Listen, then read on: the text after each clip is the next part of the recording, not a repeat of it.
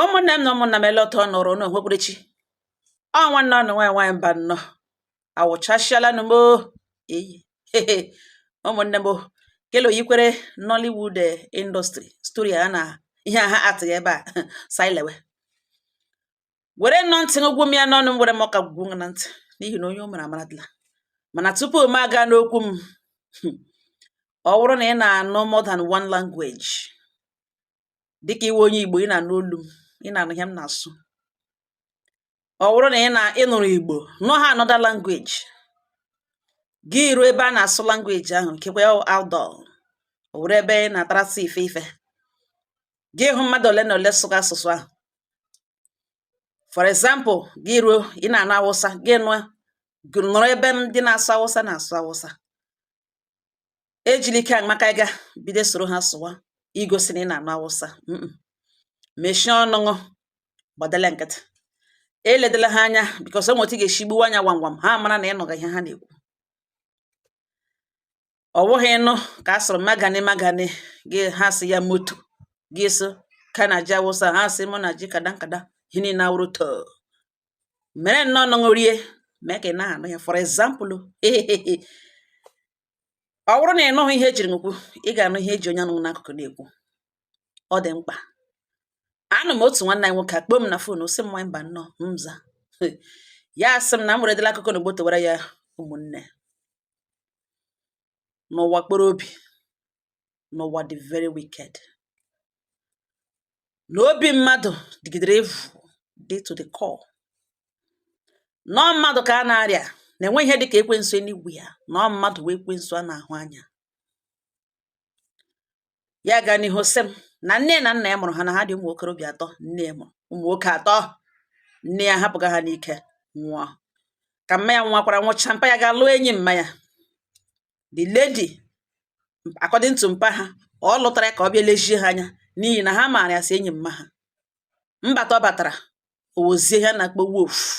ọtọ ọnụzie etu ekwensu ahụ a na-ahụ anya bido zawa ha mmiri danishi ha nwa ụmụ nwoke atọ ha ebetụrụ ndị omere na ha eke ha n'aka dedo mere na ebịa kpụrụ ya obi Lagos dede ka ọzọ onye nwanne mma ya bịa kpụta ka ụmụnne mma shi kee ha n'aka kpopụ ha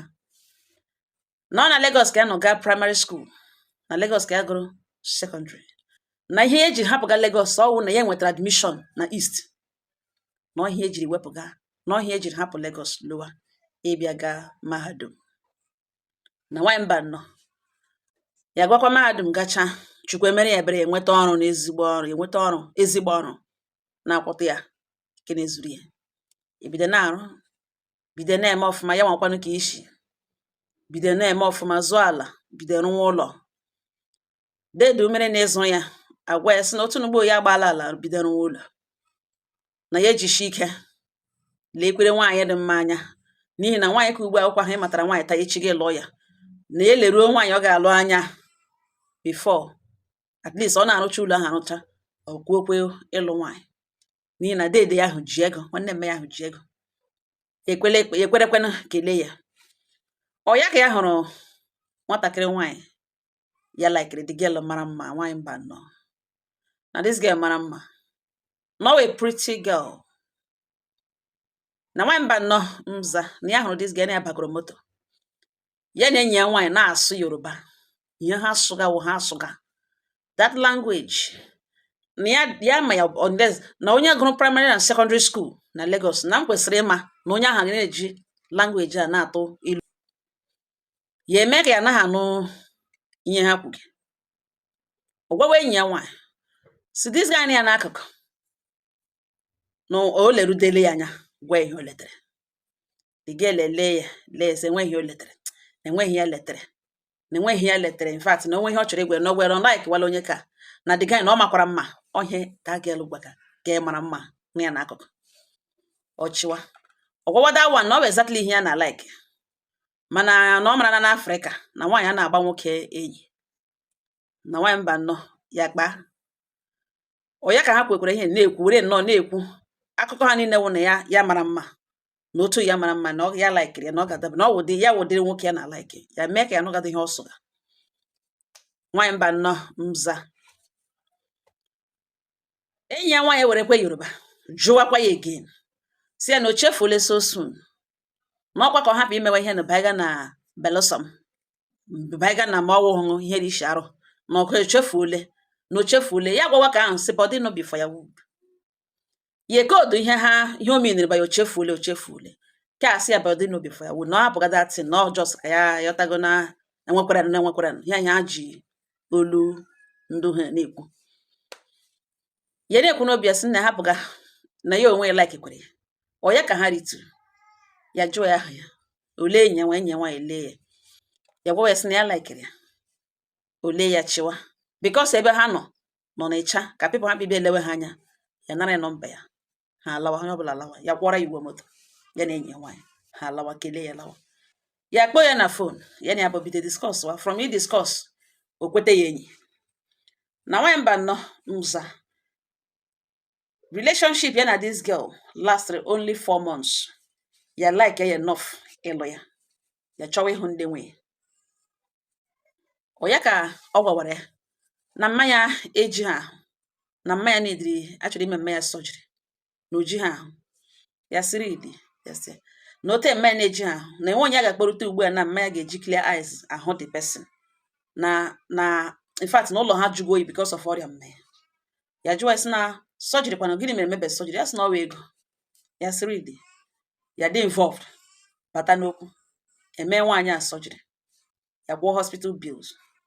everything adị okay mpa ya dịkwa na mpa ya nọ ya no problem enweghị emega mpa ya ruo the day discharge mmanya ya na-abịakwa n'ụlọ ọgwụ na-ele nwa ya nwaanyị wee na were Yoruba gwe that na ọ onye hụga maka hospital bills ọ onye hụga maka operation na o mere this surgery o mere olelite anya lee ya kelee ya si ya na thank you na ihe nwa ya gwara na o mere na thank you na ekelere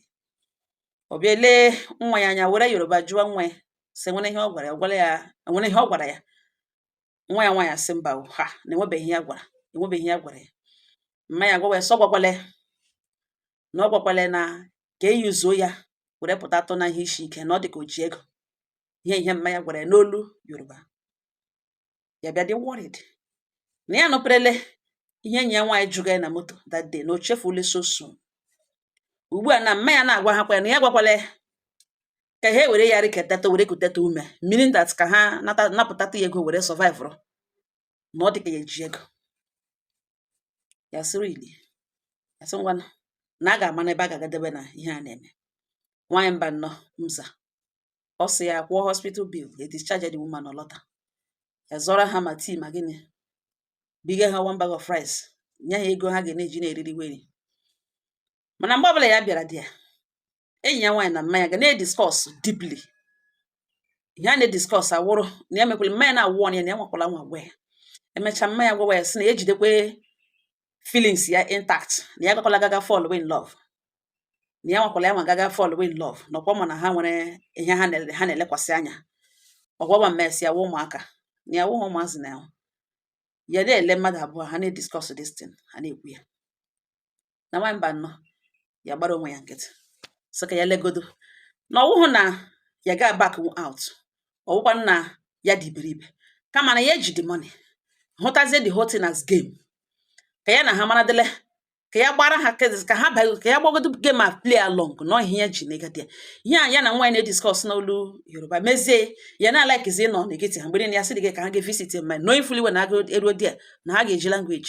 so ihe ga-adị interesting ihe ha ga-bring the game on ihe a na-ekwu ya ha na-ediscuss ya mana mpa ya adịgachahụ into him mpa ya adịgachahụ forward soge ha ihe mpa ya na-eme werekwe sam asụsụ na-agwa ha n'aka ya nụkwa na ihe ha na-eme na echetara mgbe mpa ya wọnụga nwunye seriously na ọ karịala ihe ọ na-eme na ya gụkwa ha eri isi abụọ na aka ya nụkwa na ihe ọ na-eme na nwa amadi agbapụtala n'ụlọ ọgwụ na ekwesịrị ikele ya ka ha rie nga ha ga-agba agboli ihe this man na-ekwu nwunye were language gbewa nna ya iyi na ọwa eru na ọwa agbalị na-enwe ihe ọgwụ enwe ihe ọma na-enwe ihe ọ ga-enye na-enwe ihe ya ga-enye ha ya ga-emere ha na this family karịrị nwa ya nwaanyị na-emeghere ya ụkwụ ihe ọ pụtara wụ na ya egbugodoro ha ya edobigodoro ha eluigwe na the fact na nwa ya nwaanyị na-emeghere ya nwa ụkwụ na ya kparala ego ha nye ahụ ihe nwaanyị a na-agwa di ya ya gba ha nkịtị. And ihe na-eji aga ka ele ma ga-ekwugide one day e discuss all that kpughe ya ekwu ma ekwu ekwe ya na-eme ka ewu ka anọgaghị ha kwuge. Anọ nga ahụ ke ntakịrị ke nwaanyị this lady toro agara bata. Ihe ahụ first time ịhụ ya. Ya na-efile na this girl mara mma ma mgbe ya hụrụ ke last born anya tụpụrụ ya. Ya sị na nwaanyị ka ụmụ ya na-ama mma ka ahụ agara bata kelee ya jụọ mpe ya sọwa onye awa onye ekwughị mpe ya si ya ekwukwele ke last born agwakwa nwanne ya nwaanyị sị na kwa gaa nụrụ ihe mpa ha na-ekwu na ọ na-adịkọ aghụghọ na ọ dị aghụghọ na ụdịrị ihe awụ ihe a na-eji aghụghọ abaiga na this man ya wụ ya nwa nwere ike ọ fall in love bido hụ ya n'anya were obi enye na-enwe ndị na-ana handle heartbreak na ọ bụrụ na ihe na ya abụọ na-eme na ọ nara gị ego azụga iPhone azụga hair etijigo n'ahụ ya na ọ dị iche ta na ikperute ya ụlọ ọ bịa ya extend ya kindness ya to the family to the extent ịhụ maka operation mma ha na o mechaa break dị heart this guy na ọ nwekwara ihe o yiri na aka ya nọkwaghị ya ihe a nwa kwuru metụ ya ka ya na-emega ihe agwa ya sị na onye awụkwana ya inye ya advice na ya zuzuru shinga apụ ọsịsọ ya gbakwana nkịtị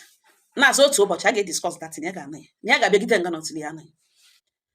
na-emekwa mgbe niile ya zụrụkwanụ gift ya ga-achọ ihe ya ga-azụrụ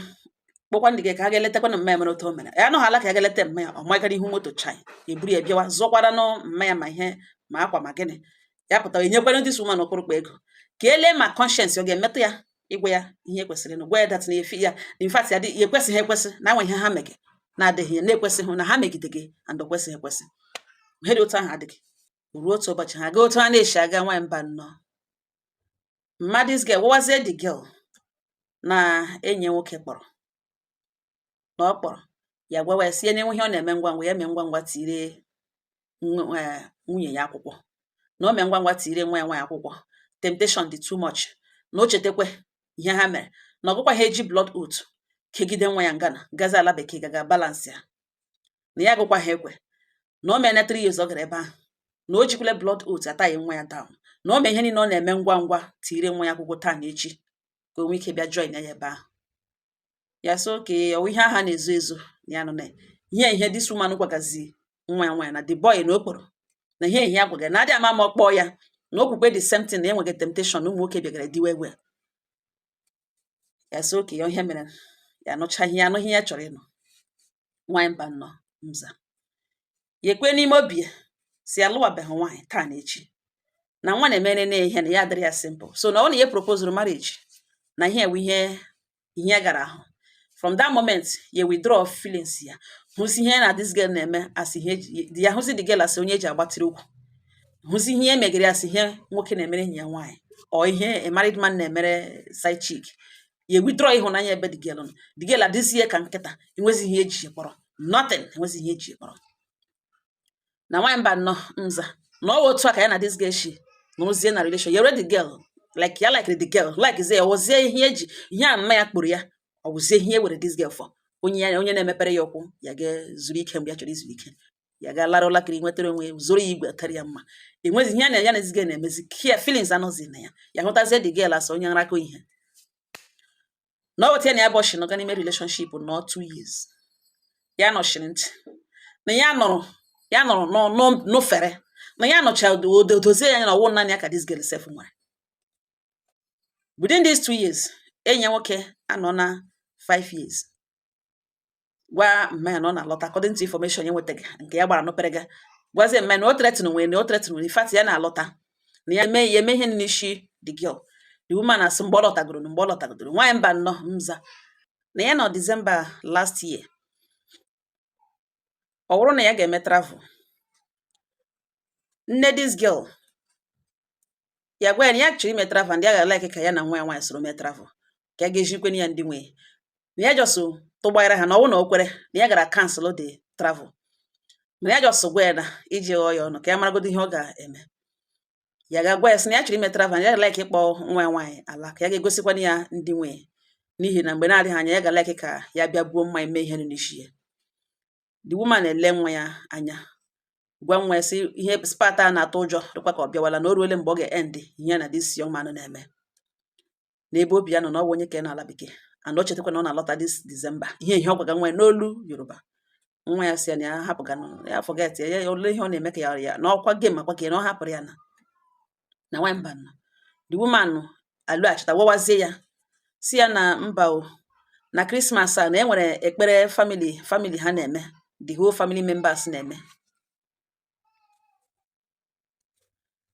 na Christmas a na enwere ekpere the whole family members na-eme. O wee sị no mba o, jụwa nwa ya sọ gwabe ya. Nwa ya sị na ya chetebe gwa ya. The woman atọ nọ gwawa ya si ya na mba o na this Christmas na ha na-eme ya na enwere ekpere ha na-eme deliverance mission na family ha ebe ndị di ya na a na-eme ya every once in 3 years na ọ manyere this December si ya biko na ọ gaghị awa ọkụ na ya na nwa ya agaghị aga ije ahụ n'ihi na that prayer wu this Christmas na na-declare ya fasting. Onye ọbụla nwa agbọghọbịa ọbụla nọ na enyi ga-suspend ihe ọbụla wu relationship ya na onye ọbụla nwere. Ọ bụla naanị married women na married men nọ na the family, onye ọbụla na-adị ịghọtago pụta drop ihe niile ga-eme that ekpere agaghị awa ọkụrụ ya. So no family something ihe niile ma ndị ke n'ala bekee ma ndị ke nọ other states ma ị nọ n'ụlọ ma ị nọ oji bekee na join na ekpere ahụ. So na all this December na ya dị sorry na nwa ya ga-adị available by January or so na ya biko na onye hapụrụ ya this December ya ga-like ka o kill in na ekpere ahụ werekwana ihe ya na ya bụ na gị mee tige ya na ekpere na ya gaghị like ka ụtọ na-abịa visit na ọ gaghị abịazi biko na mgbe ọ ga-adị welcome na January na ihe eji sị ka ya ajụga nwa ya ma ọ gwabe na ya ghọtara dat na nwa ya gwa nwe ike ọ gaghị aghọta ihe eji sị ka eji aka ya gwa ya. Nga ọ nọ na-ekwu ihe di ya ewetu newspaper ọgụga ala lewe nwunye lewe lege palie ihe newspaper were kpuchie ihu ya na ọrụ ka ọwọ chika dị man chika ka ọwọ dị surprise ya ma bruzie ntụrụ newspaper kpuchie ihu ya gokoro ha newspaper ọgụga ya elekiri the woman. Yes, okay. Na okay, January like first week or second week. The woman agwa second week. Na because ndị mega ekpere na ọ bịala to avoid temptation na ọ bịala. Na enwe ihe ọ na-enye nwa ihe Christmas ọ na-enye ha na onye ha na before Christmas highest first week because ekpere ha na-ebido second week. Na ọ dịka mgbe the boy na-ala bekee onye ka mmụọ ya nabatara ya na nwa ya nabatara. Ọ dịka mgbe ọ na-alọta second week. Ọ gwa ya na ekpere ha na ọ ga-ebido second week. Yes, okay ma. Ya lawa. Ọ ya ka nwa ya bidoro inye nsogbu ihe Christmas ya gwa ya na ya enwe ndidi na ahịa agachaghị otu ihe shiri chee ya. Ọ gwa ya sị na ole ihe o meniri na December na ọ ga-agbara ya ọ because na ya ekpere because of ekpere ya na-ekpe mmiri ọ ga-eso ya ala village ọ ya na ya abụọ ga-eso ala na ọ bụrụ na ya na abụọ ga-eso ala village ha ọ ga-enye ego ya ga-eji zụ ihe ga-eji hụ yiri na zụrụ na akwa ọhụrụ ya ga-eyiri ga hụ mme na mpe. Ọ gwa ya sị ya na ya enwe ndidi na Christmas a na-agwa agwụ na January na ya ga-enye ya ezigbo ego ya ga-azụ ihe ọ bụla n'idere zụ. Ọsọ oke mmanya enweghị much ihe just nye mmanya 200,000 kọpụga nwanyị mba nọ mza ọ ya ka this boy lọtara onye ha na-eche eche ya na this young lady nwere blood oath nwa alọtala nọ. Demand the boy wụ na emeghachia ya once emechiri ya ka a gawa na village ha ga nara list bido mee ihe n'ishie ka ya na ya abụọ kwụrụ ga na embassy ga-eti akwụkwọ ka ya mee ka ya mee ka ọzọ butere ha ihe ọ zụrụ ha na everything. Ha ekwere chena mmadụ kwugokwu emeghachia this thing nwanyị mba nọ ya ka emeghachiri ihe nọ ntara ka emeghachiri n'ihi na the boy kwugo the same okwu ya na mme na mpe ha kwugokwu na ha consent ka nwa ụmụaka mee blood oath mana ha emechana before gwa ha na n'obodo ha na lekwọtụ na-eshi eme na anaghị eji ya abanye n'ime marriage ọ wee na-eji a hold relationship once they ready for marriage emebie ya before na-aba mmadụ's girl ekwere ya na the girl. Ha amaghị na ọwa venue this boy chimashi ikepụta onwe na ihe okenye dị ya ikepụta onwe na ihe na this girl kenye ọ pụọla ala bekee ọhụ na people ọhụ na women ọhụ na life ọ mara na ihe ọ chọrọ na otu o shiri chọọ ya ka ezukọtara ha emebie ihe nụntara meghachia ya nwanyị mba nnọ mza ya nọkwa ka ha emeghachikwara emeghachicha ya ha gwa ha na ha ga-akpụrụ ụmụnna bịa nara list next week ya nwanyị mba nnọ next week awọ month end awọ abanye January nwata nwokorobịa mgbe ha na plan laghachi back to US ebe o shirilo gwazi ha that na ya dị very sorry na enwe onye kwesịrị ka eji ọbara ịgba ndụ were tie ya down na later ka ya bịa ghọtawazie that na this man na this lady ya na ya bụ mega ihe nọ na relationship akwụkwọ ị ga-ala bekee ya pụta ọnụ mana mgbe nwoke na-agabe na-emebe njem ya dị ka ọ na-ahapụ n'ụlọ a ga-ezu ya before ya n'elu na ọ mma this lady now suggest ihe gbasara ịgba ndụ ọbara ịgba ndụ ahụ wit ọbara na onye aghala nwanne na ọ mara na nwa ya nwaanyị ga-eche na ya na ya abụọ ga-agba ndụ ha ga-eji ọbara gba ndụ. In fact ọ wee witness nke agbaga ya bụ ndụ. Ọ ya ka this man lọtara tọṅara ha n'ụzọ aghụghọ laghachi ha Amerịka si ya dị sorry na ọ bụ eziokwu ya hụrụ nwa ya nwaanyị n'anya mana ha mere ya eji ha anya eme some of ihe ya mere na ya dị very very sorry na ya hụ di na ya lụgharịrị